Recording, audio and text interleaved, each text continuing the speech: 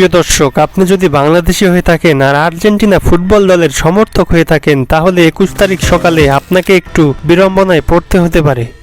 কারণ প্রায় একই সময়ে টি-20 বিশ্বকাপে বাংলাদেশ বনাম অস্ট্রেলিয়ার ম্যাচ ও আর্জেন্টিনা ফুটবল দলের কোপা আমেরিকার প্রথম ম্যাচ কানাডার বিপক্ষে অনুষ্ঠিত হবে।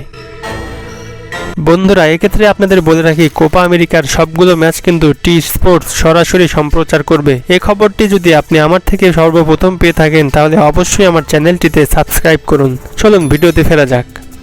বাংলাদেশ ও অস্ট্রেলিয়ার ক্রিকেট ম্যাচটি অনুষ্ঠিত হবে সকাল 6:30 ও কোপা আমেরিকাতে আর্জেন্টিনা ও কানাডার ম্যাচটি শুরু হবে সকাল 6টায়। একজন বাংলাদেশি আর্জেন্টিনা ফুটবল দলের সমর্থক হিসাবে কখনো এই দুইটা ম্যাচের একটাও আপনি মিস দিতে চাইবেন না। আপনার বাড়িতে যদি দুইটা টিভি থাকে তাহলে তো কোনো কথাই নেই, কিন্তু যদি আপনার বাসায় মাত্র একটা টিভি থেকে থাকে এবং হাতে একটি স্মার্টফোন থেকে থাকে, তাহলে এই সমস্যার সমাধান। যে কোনো একটি খেলা আপনি টিভিতে দেখতে পারবেন এবং আরেকটি খেলা মোবাইলে একটা অ্যাপস নামিয়ে আপনি খুব সহজেই দেখতে পারবেন। বন্ধুরা, আপনি যদি না জেনে থাকেন কোন অ্যাপ দিয়ে আপনি ফুটবল বা ক্রিকেট খেলা যে কোনো ধরনের খেলা দেখতে পারবেন, তাহলে অবশ্যই আমার চ্যানেলে আমার ফেসবুক আইডির লিঙ্ক দেওয়া আছে, সেখানে মেসেজ করুন।